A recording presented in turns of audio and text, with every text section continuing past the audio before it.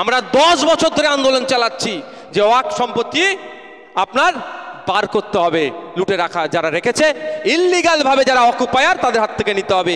কত ইললিগাল অকুপায়ার আছে? আমি একটা আরটিআই করেছিলাম, আরটিআই এর তথ্য অনুযায়ী 25,287 একর, 25,287 একর, 1 একর সমান 3 বিঘে, প্রায় 75 কি 80 হাজার বিঘা সম্পত্তি এখনো উদ্ধার করতে পারেনি রাজ্য সরকার। এই সম্পত্তিগুলো কারা মেরে খাচ্ছে? এই যারা বলছে দিল্লিতে গিয়ে আন্দোলন করুন, যারা এই মিটিং মিছিলে আসতে বাধা দিচ্ছে, খোঁজ নিয়ে দেখুন এই বেটাগুলো মেরে খাচ্ছে। আমাদের আন্দোলন যেমন কেন্দ্র সরকারের বিরুদ্ধে, এই আইনকে প্রত্যাহার করতে হবে, আমাদের আন্দোলন হচ্ছে 75,000 ওপরে বেশি বিঘা সম্পত্তি ও ওয়াকফ বোর্ডকে ফেরত দিতে হবে। তাই তো নাকি ভাই? ওই জন্যই তো রাগ নওশাদদের ওপরে। ওরা ভেবেছে শুধু বিজেপি নিয়ে এসছে বিজেপির বিরুদ্ধে। আরে বিজেপির বিরুদ্ধে তো 100 বার বলবো। তুমি যে চুরি করে বসে তোমাকে ছেড়ে দেবো নাকি?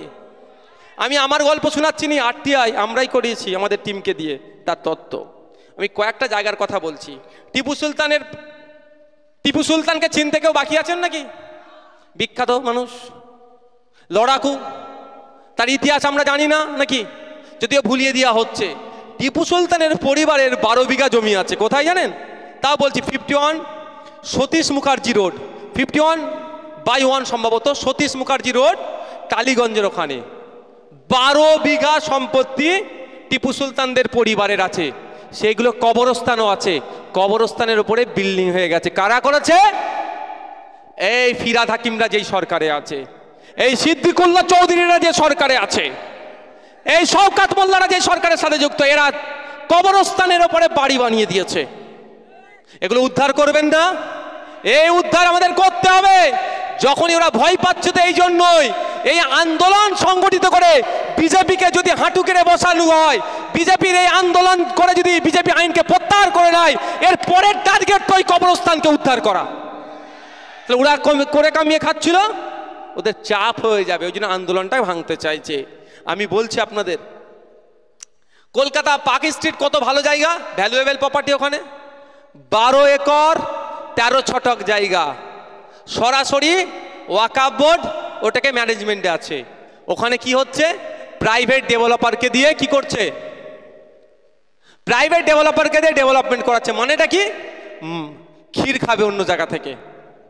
এইদিকে কলকাতায় এই বাঁকুড়ার ছেলেরা কলকাতায় গিয়ে পড়াশোনা করছে, হোস্টেল পেতে গেলে হন্য হয়ে ঘুরছে না? এই তো বাঁকুড়ার ছেলে, এই তো হোস্টেল পেতে গেলে কলকাতাতে গিয়ে ছেলে মেয়েদের কি হচ্ছে?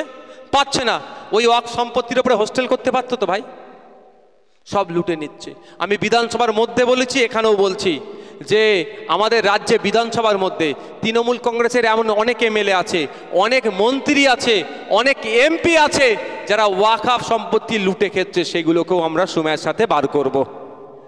এখন নাকে কান্না কানছে। একটা পত্রিকায় একটা নেতার নাম এসেছে, সে কি বলছে? আমাকে ফাঁসাচ্ছে।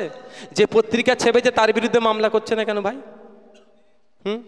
আচ্ছা, যদি উনি বলেন ওই জায়গাটা উনার নয়, তাহলে আমরা কালকে গিয়ে দখল করি, ওয়াকফ বোর্ডকে তুলে দিই যে হাতে, ওয়াকফ বোর্ডের হাতে, বলুন কি ভাই? তাই তো নাকি? তখন দেখবেন পুলিশকে সামনে দিয়ে দেবে, কি বলবে? Law and order situation create হবে, ঘোড়ার ডিম হবে, ওই নেতাকে বাঁচাবে পুলিশকে দিয়ে এই সম্পত্তিটাকে। তো এই ধরনের নোংরামি অনেক আছে ভাই। আমরা ক্যামাক স্ট্রিট বিখ্যাত জানেন ভাই? ক্যামাক স্ট্রিট বিখ্যাত নাকি? তো কোন এক নেতার অফিস আছে, ওই ক্যামাক স্ট্রিটেরও ওয়াকফ সম্পত্তি লুটা হয়েছে। তথ্য আমার কাছে আছে। আমার বিরুদ্ধে কেউ চ্যালেঞ্জ করলে আমি তাকে কোর্টে গিয়ে এগুলো দেবো। আমি আপনাদের হাতে দেবো না, পাবলিকও দেবো না। আমার বিরুদ্ধে মামলা হবে, আমি কোর্টে গিয়ে দিয়ে দেবো। আমি বলছি তো, ক্যামাক স্ট্রিটেও ওয়াকফ সম্পত্তি লুটে নিয়েছে এই তৃণমূলেরা। এটা উদ্ধার করবো তো আমরা আগামীতে নাকি ভাই? আগামীতে উদ্ধার হবে। আমরা একটা কথা বলে ভাই আমি শেষ করব। লাস্টে একটা কথা বলবো, সেই কথাটা হচ্ছে এটাই।